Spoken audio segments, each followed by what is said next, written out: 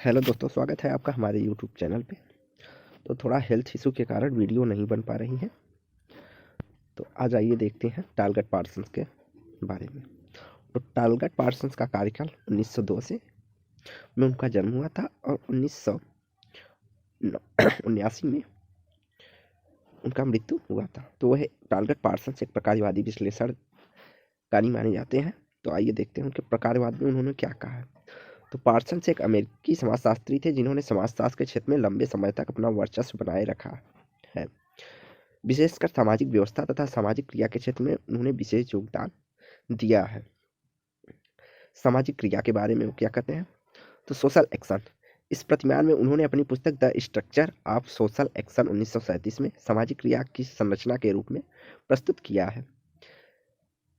इसमें उन्होंने क्रिया का स्वैच्छिक सिद्धांत the voluntary theory of social action की बात की है।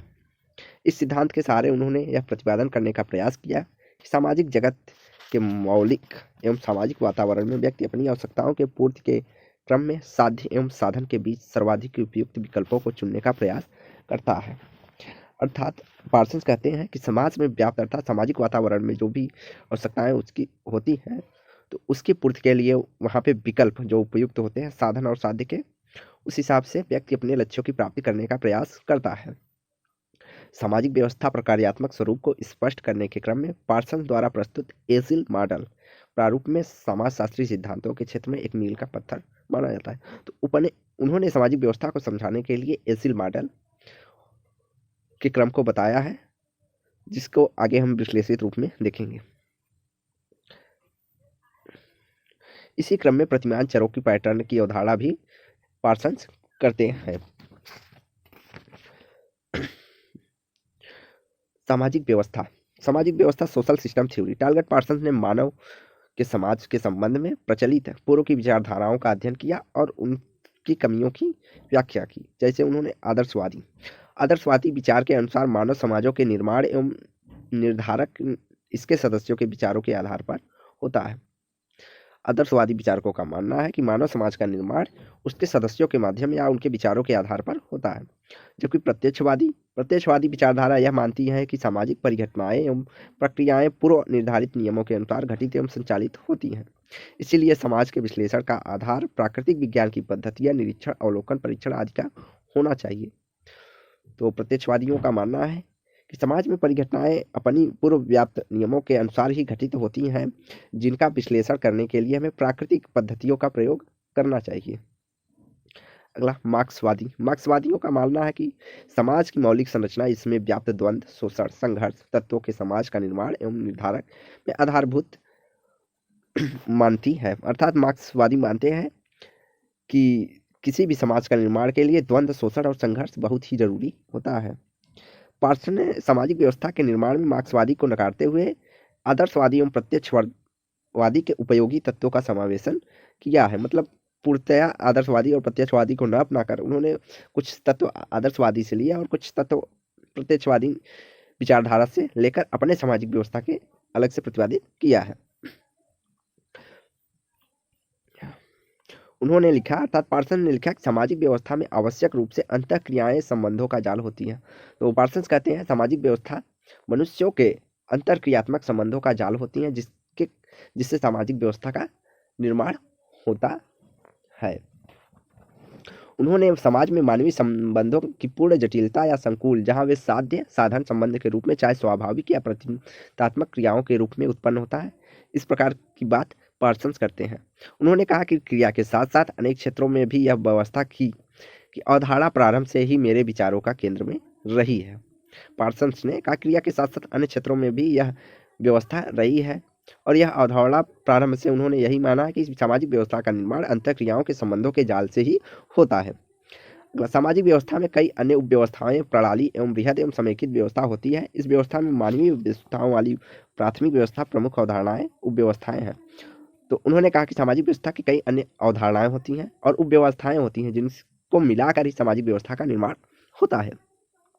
जैसे कि सामाजिक, सांस्कृतिक, व्यक्तिगत, जैविक उपव्यवस्थाओं वाली एक प्राथमिक व्यवस्था पाई जाती है समाज में। उसमें से प्रमुख उपव्यवस्थाएं निम्नलिखित हैं। सांस्कृतिक व्यवस्था में सामाजिक तत्वों एवं सांस्कृतिक तत्वों का समावेशन किया जाता है। जबकि व्यक्तिगत व्यवस्था में व्यक्तिगत अपीड़ों एवं प्रवृत्तियों के रूप हेतु पारस्परिक रूप से अंतःक्रियाओं को करते हैं। पार्सन्स कहते हैं कि सामाजिक व्यवस्था में सामाजिक तत्वों एवं सांस्कृतिक तत्वों का दोनों का समावेशन होता है। वहीं व्यक्तिगत व्यवस्था में व्यक्तिगत अपीड़ाओं एवं प्रवृत्तियों की पूर्ति हेतु पारस्परिक रूप से अंतःक्रियाओं को उन्होंने केंद्र में रखा है। तीसरा, व्यवहारवादी सावयव व्यवस्था के बारे में बात करते हुए पार्सन्स कहते हैं व्यक्ति का जैविक अस्तित्व तथा व्यक्ति के जीवन के भौतिक पक्ष भी सम्मिलित हम व्यवहारवादी सावयव के अंतर्गत करते हैं। अगला, सामाजिक व्यवस्था। सामाजिक व्यवस्था में समाज में व्यक्ति की भूमिकाएं, सदस्यों के साथ संबंध, आवश्यकता पूर्ति के क्रम, की गई अंतःक्रियाएं आदि को सम्मिलित करते हैं पार्सन। उन्होंने 4 प्रकार के प्रतिमानों की बात करते हैं। सार्वभौमिक अर्जित प्रतिमान, सार्वभौमिक प्रदत्त प्रतिमान, विशिष्ट अर्जित प्रतिमान और विशिष्ट प्रदत्त प्रतिमान की बात पार्सन करते हैं सामाजिक संरचना के अंतर्गत। अगला बात उन्होंने सामाजिक व्यवस्था की विशेषताओं के रूप में निम्न कथनों की बताई है। जब उन्होंने कहा कि समाज में 2 या 2 से अधिक कर्ताओं के बीच अंतःक्रियाओं की एक प्रक्रिया होती है जिससे सामाजिक व्यवस्था का निर्माण होता है। अगला है, इसमें कर्ता जिस स्थिति की ओर उन्मुख होते हैं उसे अन्य कर्ताएं भी सम्मिलित करते हैं। और सामाजिक व्यवस्था व्यक्तियों के अंतःक्रियात्मक व्यवहारों अथवा कार्यों से निर्मित होता है। तो पार्सन मुख्यतः अंतःक्रियाओं के व्यवस्था का केंद्र के रूप में देखते हैं और उन्होंने अंतःक्रियाओं को हर जगह, जिस तरह कार्ल मार्क्स आर्थिक को लेकर चलते हैं, उसी तरह पार्सन ने अपनी सामाजिक व्यवस्था की व्याख्या करते हुए अंतःक्रियाओं को विशेष रूप से दर्जा दिया है। इस प्रकार प्रत्येक सदस्य स्वयं के साथ साथ अन्य कर्ताओं हेतु कर्ता तथा उन्मेषक की वस्तु दोनों की ही होता है। उन्होंने कहा कि प्रत्येक सदस्य के साथ साथ अन्य कर्ताओं के पास जो एक सदस्य कर्ता होता है तथा उसमें उन्मेष की वस्तुएं पाई जाती हैं। इसमें कर्ता का उद्देश्य किसी लक्ष्य अथवा लक्ष्यों के समूह को प्राप्त करना होता है। प्रत्येक कर्ता जो कि सामाजिक व्यवस्था के सदस्य हैं, उनका कुछ ना कुछ विशेष उद्देश्य होता है और उन उद्देश्यों को प्राप्त करते हैं, और जो समूह है उनका भी कुछ मुख्य उद्देश्य होता है। अगला उन्होंने कहा कि कर्ता को सामाजिक, पर्यावरण एवं पारिस्थितिकी बाधाओं के रूप में सामना करना पड़ता है। तो उन्होंने कहा कि सामाजिक व्यवस्था में कई प्रकार की व्यवस्थाएं अर्थात उनको लक्ष्य की प्राप्ति के लिए साधनों की जटिलता अर्थात सामाजिक, पर्यावरण एवं परिस्थितियों जैसे बाधाओं का सामना करना पड़ता है। कर्ता का उन्मेषीकरण प्रेरणात्मक तथा मूल्य उन्मेषित दोनों प्रकार के हो सकते हैं। पार्सन कहते हैं कर्ता का उन्मेषीकरण प्रेरणात्मक अर्थात प्रेरणादायक और मूल्यों के द्वारा भी हो सकता है। प्रतिमान के चरों की अवधारणा के रूप में कॉन्सेप्ट ऑफ पैटर्न वेरिएबल में उन्होंने सांस्कृतिक व्यवस्था की बात की है। तो उन्होंने कहा कि किसी भी सांस्कृतिक व्यवस्था में वे मूल्य तथा आदर्श सम्मिलित होते हैं जो समाज व्यक्ति के सामाजिक चयन को प्रभावित या प्रमाणित करते हैं। अगला वो बात करते हैं सामाजिक व्यवस्था के अंतर्गत निहित प्रमुख बिंदु के रूप में उन्होंने सामाजिक भूमिका अर्थात सोशल रोल की बात करते हैं। किसी भी सामाजिक व्यवस्था सर्वाधिक सरल तथा प्राथमिक इकाई सामाजिक भूमिका होती है। प्रत्येक कर्ता पारस्परिक भूमिकाओं के निर्वहन द्वारा अपनी संस्कृति के कतिपय मूल्यों एवं आदर्शों का सृजन करता है। तो उन्होंने सामाजिक व्यवस्था के अंतर्गत सामाजिक भूमिका की बात करते हैं। उन्होंने पार्सन कहते हैं कि किसी भी सामाजिक व्यवस्था में सर्वाधिक सरल एवं प्राथमिक इकाई सामाजिक भूमिका होती है। अर्थात उन्होंने कहा कि प्रत्येक सामाजिक व्यवस्था में कुछ भूमिकाएं पाई जाती हैं जो कि उसकी प्राथमिक इकाई के रूप में देखी जा सकती हैं। प्रत्येक कर्ता अपनी अपनी भूमिकाओं के निर्वहन के लिए अपनी संस्कृति के मूल्यों एवं आदर्शों का सृजन करता है। सामाजिक संतुलन, सोशल इक्विलिब्रियम, किसी भी सामाजिक व्यवस्था के लिए यह एक आवश्यक तथा आधारभूत दशा है जो कि एक प्रकार में सामाजिक क्रम का ही प्रतिरूप है। उन्होंने कहा कि किसी भी सामाजिक व्यवस्था को बनाए रखने के लिए सामाजिक संतुलन बहुत ही आवश्यक है। प्रतिमान चल, यह तीसरा महत्वपूर्ण तत्व है जो कि सांस्कृतिक व्यवस्था के अंतर्गत शामिल किया है। उन्होंने कहा कि प्रतिमान चर कर्ता की क्रिया का वह प्रकार है जो मूल्य अथवा प्रतिमान जिसके अध्ययन के संदर्भ में उसके पास विकल्पों की संभावनाएं अधिक होती है, अर्थात अपने लक्ष्य की प्राप्ति के लिए अनेक विकल्पों के साधन के रूप में होते हैं। यह वस्तुतः कर्ताओं द्वारा उनके की जाने वाली पारस्परिक अंतःक्रियाओं के विभिन्न ढंगों, उनके परिप्रेक्ष्य में सांस्कृतिक मूल्यों, व्यवहारों, प्रतिमानों की विकल्प युक्त उपस्थिति का वर्गीकृत निरूपण करती है। तो पार्सन कहते हैं प्रतिमान चर की मूल्य और प्रतिमान के ऊपर इफेक्ट पड़ता है और प्रत्येक कर्ता को अपने लक्ष्यों के प्राप्ति के लिए उसके सांस्कृतिक मूल्य और व्यवहारों के प्रतिमान से विकल्प युक्त ही साधनों का प्रयोग करना पड़ता है।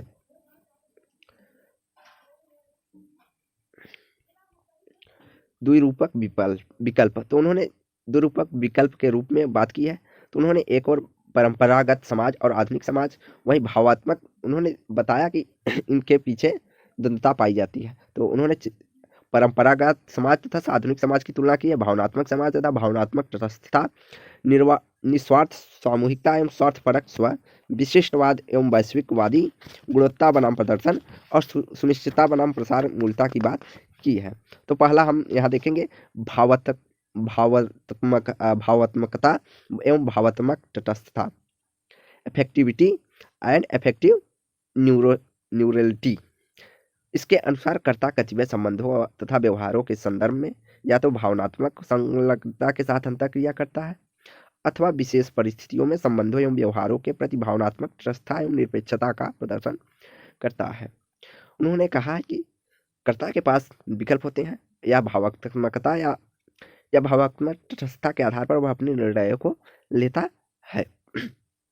स्वहित एवं सामूहिक हित, कर्ता को अपने कार्यों एवं अंतःक्रियाओं के केंद्र को मानते हुए स्वयं के हितों की प्राथमिकता देता है, कतिपय व्यवहारोरों को करता है अथवा कुछ लक्ष्यों के प्राप्ति के लिए उन्होंने सामूहिक हित के बारे में सोचता है। कर्ता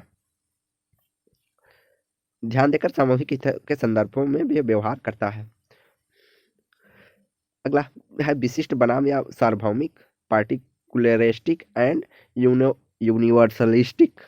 कर्ता विशिष्ट अथवा सार्वभौमिक मूल्यों के आधार पर अपने अनुसार व्यवहार के अंतःक्रियाओं का प्रतिपादन करता है, अर्थात इन सभी को ध्यान में रखकर कर्ता अपने लक्ष्य की प्राप्ति के लिए साधनों का चयन करता है। उपरोक्त में जैसे वह अपने हित को ध्यान में न रखकर समूह के हितों के संदर्भों में व्यवहार करता है। अगला है गुणवत्ता एवं प्रदर्शन व्यवहार, क्वालिटेटिव बनाम परफॉर्मेंस। गुणवत्ता कर्ता की परिस्थिति तथा उसके सामाजिक संबंधों की संबद्धता को बताती है, जबकि प्रदर्शन में उसकी अर्जित निपुणता तथा व्यवस्था विशेष के परिप्रेक्ष्य में किया जाता है। गुणवत्ता व्यक्ति की व्यक्तिगत स्थिति को बताती है, जबकि प्रदर्शन उसके समाज में प्रदर्शित व्यक्ति अर्थात समाज में व्यक्ति कितना सक्सेस हुआ उसकी व्याख्या करती है। अगला उन्होंने बताया विशिष्ट बनाम प्रसार मूलक, स्पेसिफिक बनाम डिफ्यूजिव। उन्होंने कहा कर्ता या तो विशिष्ट अथवा प्रदत्त भूमिकाओं के संदर्भ में किए गए अपने विशेष व्यवहार को विशिष्ट चर की श्रेणी में रखता है, जबकि सामान्य एवं बहुआयामी भूमिकाओं के संदर्भ में किए गए व्यवहारों के प्रसार मूलक चर की श्रेणी में रखता है। तो उन्होंने कहा विशिष्ट बनाम जैसे प्रदत्त भूमिकाएं व्यक्ति को जो समाज में अपने आप मिल जाती हैं उसका व्यवहार उस समय करता है, जबकि अर्जित परिस्थिति के अंतर्गत वह व्यवहार कैसा रखता है इसकी बात करते हैं विशिष्ट बनाम प्रसार मूलक। अगला उन्होंने सामाजिक व्यवस्था की इकाइयों के बारे में चर्चा की है। पार्थन कहते हैं सामाजिक व्यवस्था की आधारभूत इकाइयां परिस्थिति, भूमिका, रोल, स्टेटस, परिस्थिति, भूमिका, सामूहिकता, मूल्य एवं आदर्श इसकी सहभागिता के प्रमुख पक्ष के रूप में उन्होंने शामिल किया है। उन्होंने कहा कि परिस्थिति, भूमिका, सामूहिकता, मूल्य एवं आदर्श ही सामाजिक व्यवस्था का मिलकर सहभागी पक्ष माने जाते हैं। अगला टालगट पार्सन ने सामाजिक व्यवस्था के संदर्भ में कुछ आवश्यक पूर्व शर्तों की चर्चा की है। उन्होंने कहा कि क्रिया व्यवस्था की कुछ उपव्यवस्थाएं भी पाई जाती हैं, जैसे जैविक व्यवस्था, अर्थव्यवस्था, अनुकूलनशील व्यवस्था। व्यक्तिगत व्यवस्था के अंतर्गत उन्होंने राजनीतिक उपव्यवस्था और लक्ष्य प्राप्ति की व्यवस्था की बात की है, जबकि सामाजिक व्यवस्था के अंतर्गत उन्होंने सामूहिकता, संगठन एवं एकता की व्यवस्था की बात करते हैं, और सांस्कृतिक व्यवस्था के अंतर्गत उनकी उपव्यवस्थाओं के अंतर्गत उन्होंने सांस्कृतिक मूल्य प्रतिमान, अनुरक्षण एवं तनाव प्रबंधन की व्यवस्था की बात करते हैं। तो टालगट पार्सन ने सामाजिक व्यवस्था के क्रिया व्यवस्थाओं की उपव्यवस्थाएं बताई हैं, जिनमें उन्होंने जैविक व्यवस्था के अंतर्गत अर्थव्यवस्था और अनुकूलनशील व्यवस्था को रखा है, व्यक्तिगत व्यवस्था के अंतर्गत राजनीतिक व्यवस्था, लक्ष्य प्राप्ति की व्यवस्था को रखा है, और सामाजिक व्यवस्था के अंतर्गत सामूहिकता, संगठन की एकता की व्यवस्था को रखते हैं। सांस्कृतिक व्यवस्था के अंतर्गत उसकी उपव्यवस्थाओं के रूप में सांस्कृतिक मूल्य, प्रतिमान, अनुरक्षण एवं सांस्कृतिक तनाव प्रबंधन की व्यवस्थाओं की बात पार्सन करते हैं। अगला सामाजिक क्रियाओं के संपन्न होने की प्रक्रिया के 4 प्रमुख स्तर। पार्थन कहते हैं कि प्रत्येक क्रियाओं को संपन्न होने के लिए कुछ स्तर निर्धारित होते हैं, जिसके 4 प्रकार हैं। वे 4 प्रकार इस प्रकार हैं: अवक्षेणात्मक उन्मुखता का स्तर, संज्ञानात्मक स्तर, रागात्मक स्तर या मूल्यांकनात्मक स्तर। तो सामाजिक व्यवस्था के परिप्रेक्ष्य में पार्सन ने 2 प्रकार की आवश्यक स्थिरताओं की पहचान की है, जिसके अंतर्गत उन्होंने अस्थिति अपरिवर्तनीय, स्टैटिक या अनएस्किंग, और जबकि गतिशीलता मूविंग के रूप में चर्चा करते हैं। अगला पार्सन्स ने के अनुसार क्रिया की व्यवस्थाओं को संतुलन की अवस्था को प्राप्त करने तथा उसे बनाए रखने की दिशा में 4 प्रमुख समस्याओं का सामना करना पड़ता है, अथवा उन चरों प्रमुख आवश्यकताओं की पूर्ति की दिशा में निरंतर प्रयास करते रहना पड़ता है। सॉरी इन्होंने क्रम पार्सन्स ने क्रमशः अनुकूलन, एडॉप्टेशन, लक्ष्य प्राप्ति, गोल अटेनमेंट, एकीकरण, इंटीग्रेशन तथा प्रतिमान अनुरक्षण, लेटेंसी के रूप में विश्लेषित किया है। इन पदों को संक्षिप्त रूप में एकीकृत करके एजिल या एजिल मॉडल के रूप में जाना जाता है।